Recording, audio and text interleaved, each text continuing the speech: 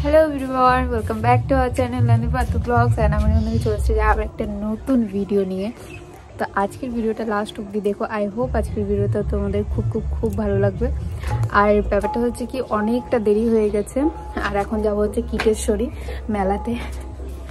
তো ওখানে কিটেশ্বরী মায়ের পুজো হয়, ওটাও দেখবো, তবে অনেক দেরি হয়ে গেছে। তাই বাকি কথা যেতে যেতে বলছি, ভিডিওটা লাস্ট পর্যন্ত দেখতে থাকো। চলো এখান থেকে ভিডিওটা স্টার্ট করছি। এখন হয়ে গেছি আমরা রেডি, বেরোবো। তোমরা তো আমার আগের শর্টস ভিডিওতে দেখেছিলে যে বাবুকে ডক্টর দেখিয়ে আমরা বাড়ি আসলাম। বাড়ি আসার পরে আমরা রেডি হয়ে স্নান করে আমরা গেলাম কিটেশ্বরী মায়ের কাছে। কিটেশ্বরী মায়ের মন্দিরটা হচ্ছে আজিমগঞ্জের অনেকটা ভেতরে গ্রামের মধ্যে, তাই আমরা জিয়াগঞ্জ থেকে নৌকো পার হয়ে গেলাম। ওখান থেকে টোটোতেও যাওয়া যায়, তবে আমরা গাড়ি নিয়েছি, গাড়িতে গেলেও সুবিধা হয়। ওখানকার রাস্তাঘাটগুলো এখন খুবই উন্নত। তোমরা তো সতীর 51 পীঠের নাম শুনেছই। সেই 51 পীঠের মধ্যে থেকে এক পীঠ হচ্ছে কিটেশ্বরী মায়ের। আর নামটা শুনে হয়তো তোমরা বুঝতেই পারছো যে এটা কেন কিটেশ্বরী নাম দেওয়া হয়েছে এই মায়ের। আর আজকে আমাদের সাথে আমার শ্বশুর শাশুড়ির যাওয়ার কথা ছিল, তবে ওরা আগে চলে যায়, আমরা আসতে দেরি করেছিলাম, তাই বললাম আগে চলে যাও। ওনারা আগে চলে গেছে এবং আমরা যেই টাইমে এখন যাচ্ছি সেই টাইমে ওনারা ঘুরে ওখান থেকে বেরিয়ে পড়েছে। আর এখন আমরা যাচ্ছি। যেতে যেতে গ্রামের দৃশ্যটা দেখো কি সুন্দর। এই গ্রামটা হচ্ছে সব থেকে পরিষ্কার পরিচ্ছন্ন গ্রাম। এই দিক দিয়ে যেতে আমার খুবই ভালো লাগে। আর প্রকৃতিটার সৌন্দর্যটা এত সুন্দর, মনে হচ্ছিল ভিডিও করেই যাই। আর এইটাই মানে এই মেলাটায় আসলাম প্রায় 2 বছর পর। বাবু হওয়ার আমার আগে এসেছিলাম একবার, যে তারপর আর আমার আশাই হয়নি। আর এবার বাবাইকে নিয়ে প্রথমবার যাচ্ছি ঠাকুরের কাছে।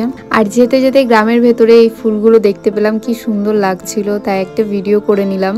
কিটেশ্বরী মায়ের মন্দিরে গিয়ে ঠাকুর দেখে মেলা দেখে তারপরে আমরা গেছিলাম আরও একটা জায়গায়। সেটা ভিডিওটা লাস্ট পর্যন্ত দেখতে থাকো, তোমরা দেখতে পাবে কোথায় গেছিলাম। দেখো ফাইনালি পৌঁছে গেছি আমরা মন্দিরের কাছে।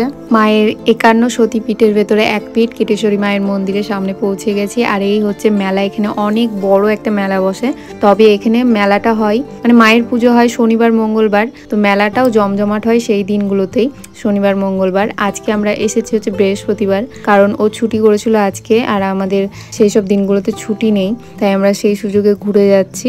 আজকের মেলাটা তোমরা ফাঁকাই দেখতে পাবে। তারপরে আমরা মন্দিরের ভেতরে ঢুকলাম। এই হচ্ছে মায়ের দর্শন করলাম, প্রণাম করলাম। বাবা এদিকে ঘুমিয়েছিল, ওর ঘুম ভাঙেনি, ও তো গাড়িতে চাপলেই ঘুমিয়ে যায়। মায়ের মূর্তিটা তোমাদেরকে ভালো করে ভিডিও দেখিয়ে দিচ্ছি। আর এদিকে যেসব দেখছো ডালাগুলো রাখা আছে, সবাই পুজো দেওয়ার জন্য এখানে রেখেছে।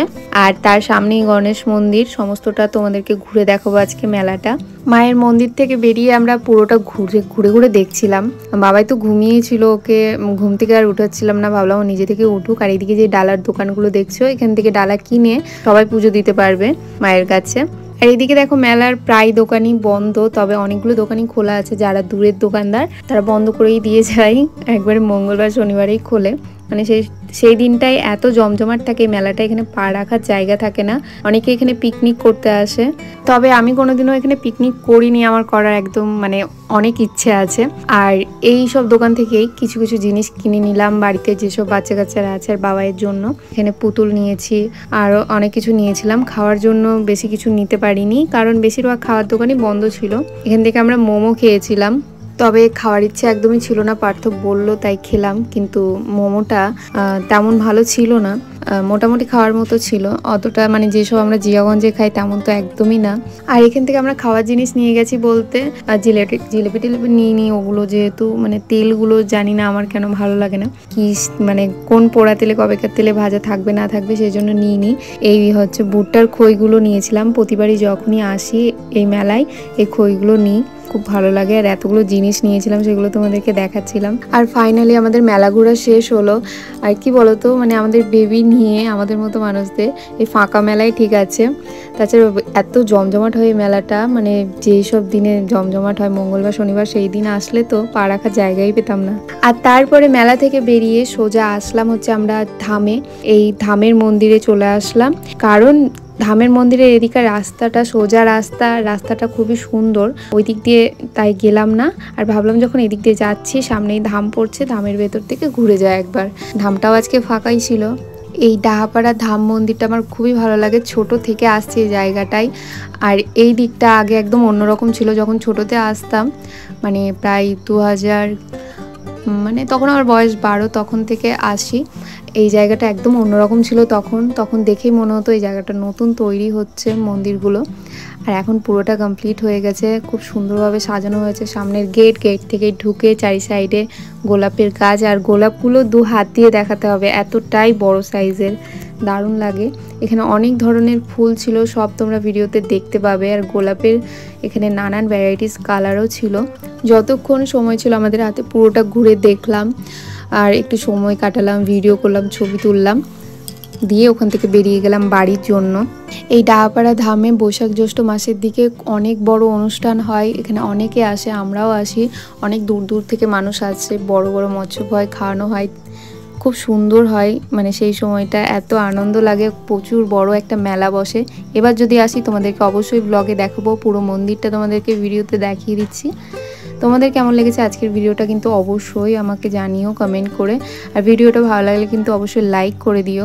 মন্দিরের ভেতরে ঠাকুরের মূর্তি আছে, সেটা দেখাতে পারলাম না এখন, কোনো দিন যদি আবার আসি তোমাদেরকে দেখাবো অবশ্যই।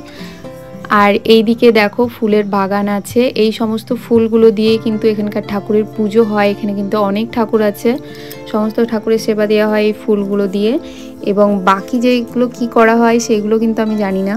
আর সাইডে কিন্তু অনেক আরও জায়গা আছে, যেগুলো মানে বললাম বৈশাখ জ্যৈষ্ঠ মাসের সময় যখন অনুষ্ঠান হয় তখন আসলে পরে ওইদিকে যাওয়া যাবে। এখন কিন্তু অফ টাইমে ওইদিকে যেতে দেয় না, যখন আসবো আবার দেখাবো। ওই দিকটায় বড় মেলা বসে, বড় একটা এরিয়া আছে, সুন্দর বাগান আছে, দারুণ দারুণ জিনিস আছে। এইদিকে দেখো আমরা ঘুরে নিলাম পুরো মন্দিরটা, দিয়ে এখন বাড়ি চলে যাচ্ছি। আর বাবাই ওর পাপাকে কিভাবে জ্বালাচ্ছে।